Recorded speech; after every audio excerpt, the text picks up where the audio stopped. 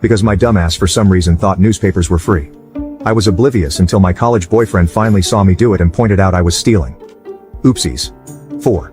I was traveling, and on one leg of the trip, what I thought was a 2-hour layover, was actually a 26-hour one. I didn't have the right visa to leave the airport, and the customs guy said I wouldn't be able to stay overnight. So I asked him if I could buy a visa anywhere at the airport. He gave me a price, but it was in the local currency and I didn't know the exchange rate. The ATM would only dispense US dollars for an American card, so I took out $100 and went back to the desk. I handed the customs official the money and asked, "Is this enough?"